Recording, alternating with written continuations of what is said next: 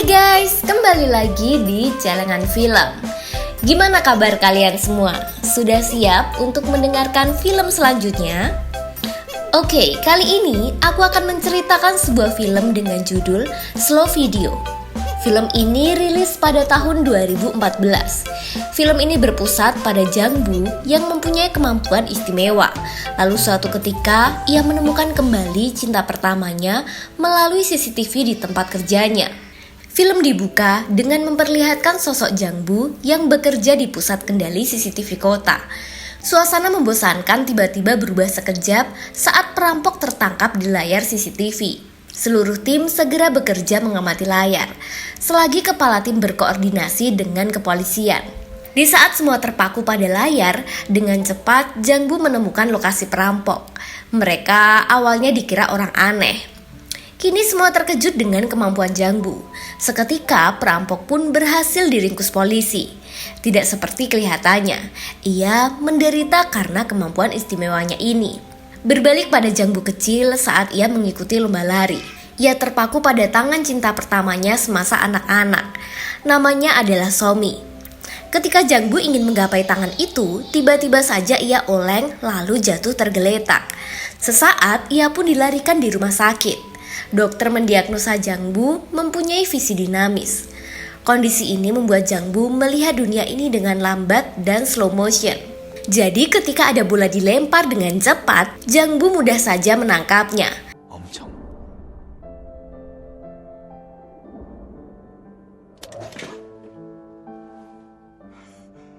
Sekilas ini terlihat menarik, tapi visi dinamis ini membuat Jang Bu tidak bisa berlari karena ia akan semakin pusing dengan kecepatannya.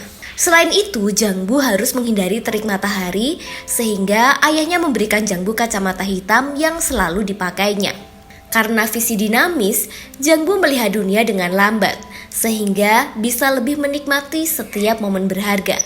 Akan tetapi, anak lain memandangnya aneh lalu menjadikan Jang Bu sasaran bully. Pada masa-masa sulit itu, hanya Somi yang berteman dengan Jang Bu meskipun ia berakhir ikutan dibully anak lain. Jang Bu mulai menyadari keadaannya bukanlah hal yang baik pada saat itu. Ia pun ingin merusak matanya dengan menonton TV dalam jarak yang sangat dekat. Tapi alih-alih matanya rusak, Jang Bu malah kecanduan menonton drama. Ia kini banyak mengurung diri di kamar dan terputus dari dunia luar. Kehidupan Jang Bu semakin suram saat ia mendapati kabar ayahnya meninggal ketika bekerja.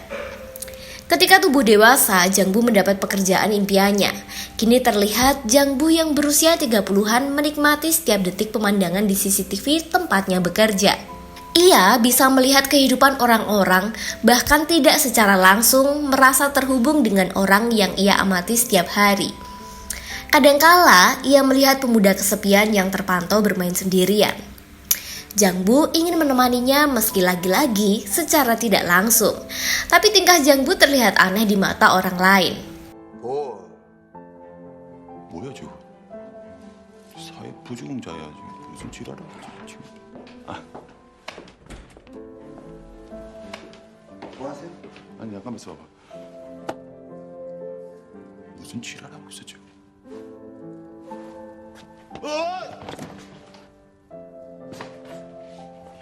Selain itu, kebiasaan Jang Bu menghitung langkah orang keluar dari gang juga tidak bisa dipahami oleh rekan kerjanya bernama Byung-so. Meski begitu, Byung-so tetap mendekati Jang Bu sesuai dengan perintah ketua. Saat menyadari bakat berharga Jang Bu, mereka harus menjaga Jang Bu dengan baik biar betah di tempat kerja. Namun pada kenyataannya, Jang Bu susah didekati karena ia belum terbiasa. Byung-so mengambil cara lain. Ia menyinggung pacar pada Jang Bu yang jomblo dari lahir. Di saat ia memikirkan Somi yang sudah lama tidak ia tahu kabarnya, tiba-tiba saja muncul seorang cewek menarik perhatian Jang Bu. Tingkah cewek di CCTV ini mengingatkan Jang Bu pada Somi. Ia pun bergerak mengikuti cewek itu, tapi ia malah mendapati cewek itu sedang ditagih debt collector. Saat melihatnya dari dekat, Jang Bu belum bisa memastikan apakah itu Somi yang adalah cinta pertamanya. Tapi Jang Bu sudah terlanjur terpikat, jadi gas sajalah. 지금 이 20씩 넘기면 우리 빚에 은행 빚까지 딱 정리되겠구만. 죽은 아빠가 너 생각해서 집이랑 빚이랑 같이 남겨줬으면 네가 좀 알았어. 진짜 뒤럽게 신경 쓰여. 그림자야 뭐야. Sesaat hidup Jangbu berubah sejak mengenal cinta. Ia terus mengamati si cewek, termasuk kebiasaannya berdiri di seberang warkop. Dengan manis, Jangbu membawakan sofa supaya cewek itu bisa duduk selagi memandangi warkop. Tapi saat menarik sofa, Jangbu bertemu dengan orang-orang yang biasa muncul di CCTV-nya. Saat itu Jangbu merasa dekat dan menyapa mereka. Tapi tentu saja tidak ada yang kenal siapa Jangbu. Di sisi lain, cewek itu benar bernama Somi. Tapi, apakah ia cinta pertama Jangbu? Lihat saja nanti. Somi yang diwarisi banyak hutang kini bekerja serabutan. Di samping itu, Somi masih mengejar mimpinya sebagai artis teater. Tapi ia dipandang rendah karena umurnya sudah 30-an. Ketika Somi pulang dengan muram, langit juga ikutan hujan. Dari pantauan CCTV, Jangbu bisa tahu Somi terjebak hujan. Ia pun mengajak Bongso untuk mengantar payung ke Somi. Dan tidak lupa, Bongso mengajari cara romantis supaya cewek itu bisa terpana. Tapi sayangnya, ajaran Bongso tergolong jadul sampai-sampai Jangbu malah dikira cowok sinting. Tidak puas berguru dengan Bongso, kini Jangbu beralih ke dokternya. Dari ajaran si dokter cinta, Jangbu akan memberi bunga untuk Somi. Ketika tahu anaknya sedang jatuh cinta, ibu Jangbu menata rambut anaknya meskipun modelnya sangat ketinggalan zaman. Pada keesokan harinya, Jangbu bersiap dengan rencananya. Ia melihat Somi sedang terburu-buru mengikuti audisi. Tapi juri tidak menunjukkan respon yang baik. Somi pun langsung mengeluarkan suara merdunya untuk menarik perhatian juri. Sesaat Somi bernyanyi, Jangbu semakin terpukau menatapnya. Setelah Somi menyelesaikan lagunya, ia nyaris keserempet bus. Untungnya saja Jangbu segera melindunginya. Namun aksinya ini tidak berakhir seperti di drama Korea. Ia malah kena maki Somi karena tingkah anehnya.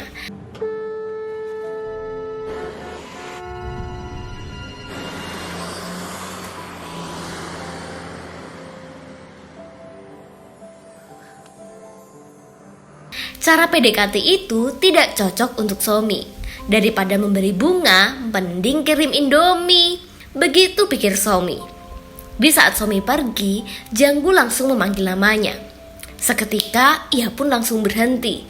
Namun, Somi bilang jika ia adalah Oh Somi, bukan Bong Somi yang dicari Jangbu. Selepas insiden salah orang, Jangbu terus kepikiran Somi. Ia melihat ulang foto kecil Somi, kemudian dicocokkan dengan Somi yang dari kemarin ia ikuti. Tanpa disadari, ini membuat Jangbu patah hati. Lalu suatu ketika, Jangbu tidak sengaja bertemu dengan Somi. Tapi berbeda dari biasanya, kini Jangbu mengabaikan Somi begitu saja. Malah kini gantian Somi yang cari-cari perhatian. Selain itu, Jangbu bermaksud mengundurkan diri dari tempat kerjanya. Namun keputusannya berubah sekejap saat melihat Somi di layar CCTV. Jangbu tiba-tiba jadi semangat menjalani hidup. Lalu pada malamnya, Jangbu mendatangi Somi yang sedang minum sendirian. Ia membawa sekardus Indomie sesuai permintaan Somi. Tidak hanya itu saja, Jangbu menemani Somi minum, lalu menunjukkan kemampuannya menangkap sesuatu dengan kecepatan kilat. Seketika, Jangbu menjadi tontonan menarik di sana.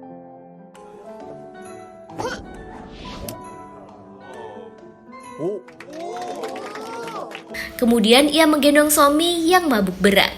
Kini Jangbu menyadari, meskipun ia bukan Bong Somi, tapi ia tetap jatuh cinta pada Somi yang ini. Semenjak malam itu, Jangbu melalui jalan yang dilewati Somi hanya untuk merasakan kalau mereka berada di jalan yang sama. Dari situ, Jangbu sekalian survei. Ternyata masih ada banyak jalan yang belum dilengkapi CCTV. Ia pun menggambarnya secara detail. Sementara itu, hubungan Jangbu dengan Somi mulai ada peningkatan. Jangbu pun memberitahu tentang pekerjaannya, tapi Somi terlihat sedikit kecewa karena Jangbu bukanlah PNS. Di saat Somi tahu Jangbu yang menaruh sofa untuknya, ia berpikir hal itu sangat romantis. Tapi sesaat kemudian, ia malah membahas pemilik warkop di seberang yang sepertinya punya mobil.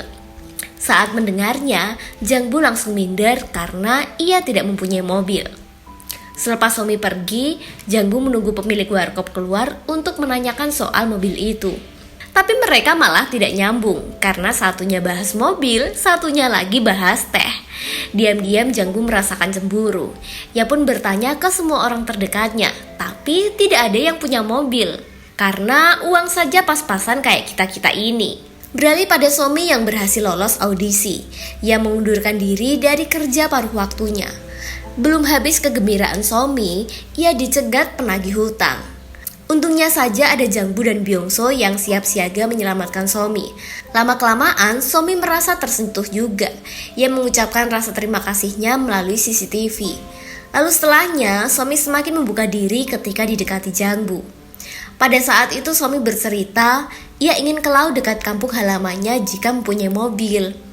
Usai Somi mengatakan keinginannya, Jangbu langsung membayangkan pergi ke laut berdua. Jangbu berpikir keras supaya ia bisa mengajak Somi ke laut.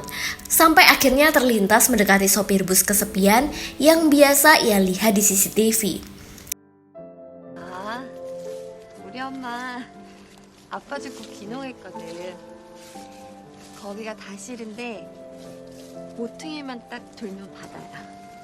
Keesokan harinya, Jangbu sudah berada di bus lokal mengemudi bersama dengan Sangman.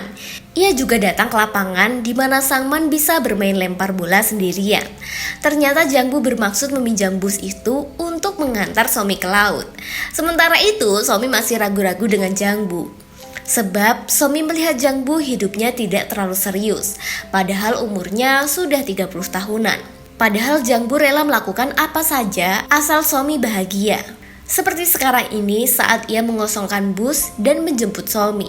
Dalam bus lokal ini ada Sangman, Byungso, Jangbu, Somi, dan satu anak kecil bernama Baegu. Setelah bus berjalan jauh, Somi baru sadar tujuannya tidak seperti biasanya. Ia benar-benar dikejutkan dengan Jangbu. Dan tidak kalah mengejutkannya lagi, bus mereka malah kena tilang karena tidak seharusnya keluar dari kota. Ketika tidak bisa lagi dibicarakan baik-baik, mereka pun turun untuk mengurus ke polisi. Sedangkan Jangbu melihat dengan bahagia. Ia tidak menyangka bisa dekat dengan banyak orang. Padahal dulunya ia adalah orang yang antisosial. Pada akhirnya mereka semua gagal ke laut, tapi mereka jadi semakin dekat. Tidak hanya dekat dengan Somi saja, melainkan juga Sangman dan Baegu. Pada suatu hari, ada penculikan gadis tapi pelakunya belum tertangkap. Pusat pengendali CCTV bertugas memantau mobil pelaku yang sudah diketahui platnya. Usai ada kasus ini, Jangbu seringkali dilanda cemas ketika melihat Somi menghilang dari pantauan.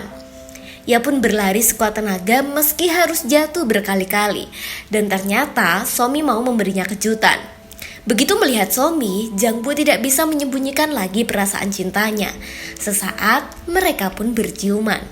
Kemudian di suatu malam, Somi mengajak Jangbu mampir ke rumahnya. Tapi betapa terkejutnya setelah tahu rumahnya dijarah para penagih hutang. Sedangkan Jangbu tidak bisa berbuat apa-apa. Setelah puas mengacak-acak rumah Somi, penagih hutang itu pun pergi.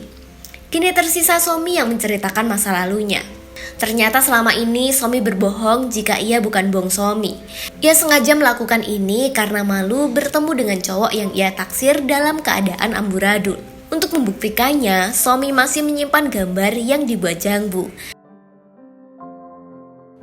지금보단 그때가 더 좋았다는 확신만 들 것 같은 거.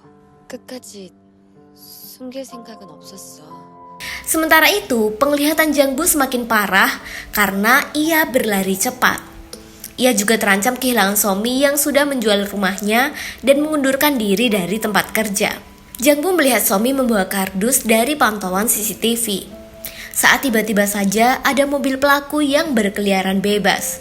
Situasi menjadi sibuk seketika. Kepala tim berkoordinasi dengan polisi setempat. Namun di saat-saat genting, Jangbu terus kepikiran Somi. Ia pun meninggalkan pekerjaan untuk memastikan Somi dalam keadaan aman. Ia tidak peduli meskipun penglihatannya akan semakin kabur karena memaksakan kecepatan. Dan benar saja firasat Jangbu. Somi kini bertemu pelaku dalam gang gelap. Selagi pelaku mendekati target, Byungso dan Sangman saling bekerja sama. Ia mencari Jangbu yang pandangannya kabur, sedangkan Sangman menghentikan pelaku. Akhirnya Somi bisa diselamatkan, tapi Jangbu sudah kehilangan penglihatannya. Kini Jangbu benar-benar tidak bisa melihat. Ibu Jangbu terus menemani anaknya di saat-saat susah. Sementara Somi pergi sesudah melunasi hutangnya. Dan musim pun silih berganti, sampai akhirnya Somi kembali. Ia mengenang masa lalu bersama dengan Jangbu. Tapi Somi begitu kaget ketika melihat Jangbu kini buta total. Ia pun mengikuti arah langkah Jangbu sampai ke sebuah gedung pameran. Di sana tempat Jangbu mengabadikan Somi melalui karyanya. Meski kehilangan penglihatannya, kemampuan melukis Jangbu tidak hilang. Pada akhirnya Somi bertemu dengan Jangbu, dan tak diduga Jangbu bisa mengenali Somi. Dan film pun tamat.